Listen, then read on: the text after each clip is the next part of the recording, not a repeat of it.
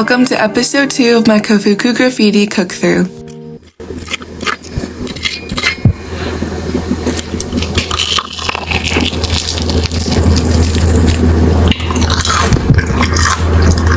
Today we'll be making a picnic bento featuring karaage, egg salad sandwiches, and tamagoyaki.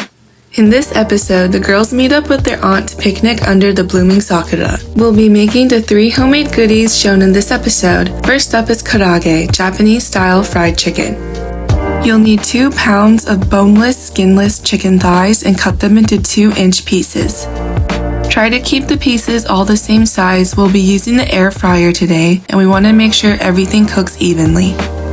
If you have excess skin and fat on your chicken thighs like I do, go ahead and try to get as much of it off as you can.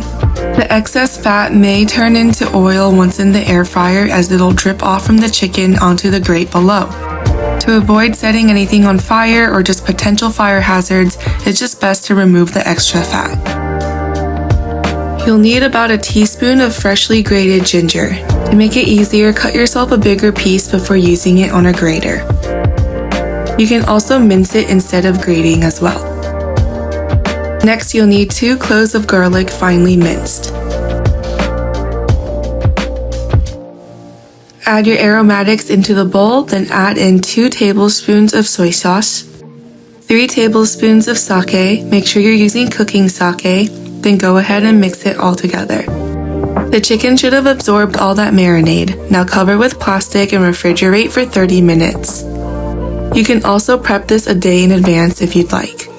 Remove from the fridge, then prep your dredging station. We'll be using only potato starch today.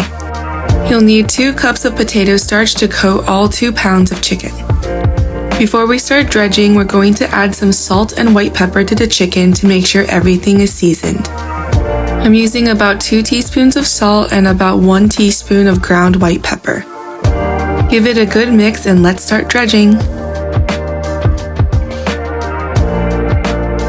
Potato starch produces a really light, crispy coating and helps lock in moisture better than flour.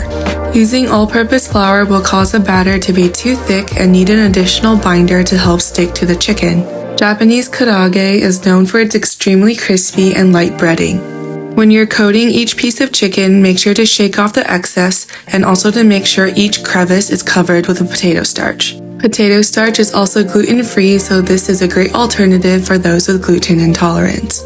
Potato starch is also better than cornstarch because cornstarch tends to get gummy really easily.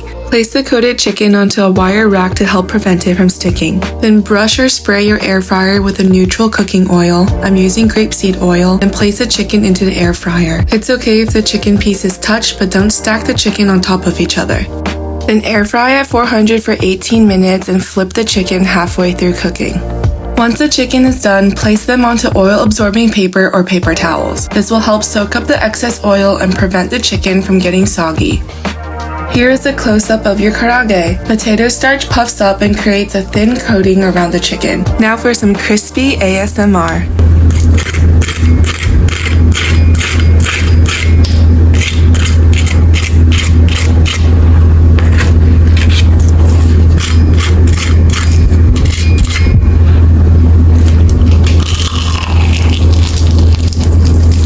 Our second recipe for today is a classic egg salad sando. Place 4 large eggs into a small pot and cover with water. Bring it up to a roaring boil, then remove from heat and cover with a lid and let it sit for 7 minutes. After 7 minutes, immediately add the eggs into an ice bath. This method will give you perfectly hard-boiled eggs every single time. Once the eggs cool to the touch, you're ready to start peeling. Don't worry if you can't peel your eggs perfectly, because I can't either. I always get nooks and crannies in the eggs, and, well, it doesn't really matter this time because we're making a chopped egg salad. Just do your best to save as much of the egg whites as possible. So don't worry if your egg isn't perfectly peeled. Next, we're just going to chop all the eggs into small bite-sized pieces, or if you like more precise measurements, it's a small dice. Once all the eggs are chopped up, we're going to move over to celery. I like to peel it so it's not as hard to chew through, and we're also going to cut this up into a small dice. We'll be using Kewpie mayonnaise today. It's a Japanese mayo, and the only difference is that Japanese mayo is more eggy. This is about a 1/4 cup of Japanese mayo. Then we're going to squeeze a little bit of mustard in, add some pepper and some salt, and mix together. I also like to add a little bit of lemon juice. Make sure you taste everything, adjust your seasonings with salt and pepper, and you're ready to mix the salad.